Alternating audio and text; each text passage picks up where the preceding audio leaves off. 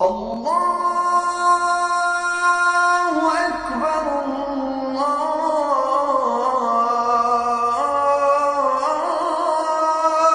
আকবার।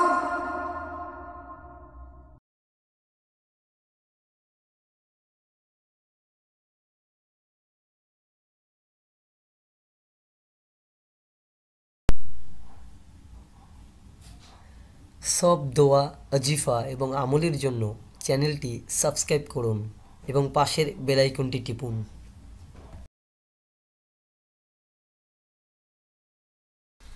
আসসালামু আলাইকুম। বিসমিল্লাহির রহমানির রহিম। আলহামদুলিল্লাহি রাব্বিল আলামিন। ওয়াসসালাতু ওয়াসসালামু আলা সাইয়্যিদিল মুরসালিন। আজ আলোচনা করব শত্রুর চক্রান্ত থেকে বেঁচে থাকার আমল নিয়ে।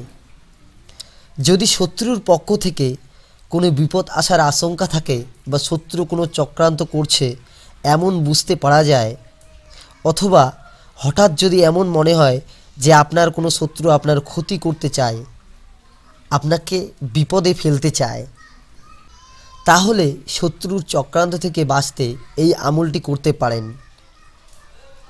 আমলটি হলো বিসমিল্লাহির রহমানির রহিম। কুল্লা ইউসিবানা ইল্লা মা কাতাবাল্লাহু লানা হুয়া মাওলানা ওয়া আলাল্লাহি ফালিয়াতাওয়াক্কালিল মুমিনুন।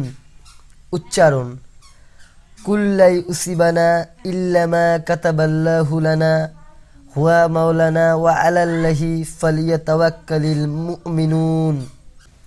দোয়াটির বাংলা অর্থ: আপনি বলুন, আমাদের প্রতি কোনো বিপদ আসবে না, কিন্তু আল্লাহ যেটা নির্ধারণ করে রেখেছেন তিনি আমাদের মালিক। আল্লাহর উপর ভরসা রাখা মুমিনদের কর্তব্য। পবিত্র কোরআনের এই আয়াতটি প্রতিদিন 7 বার করে পাঠ করলে শত্রুর যাবতীয় চক্রান্ত থেকে বেঁচে থাকা যাবে ইনশাআল্লাহ।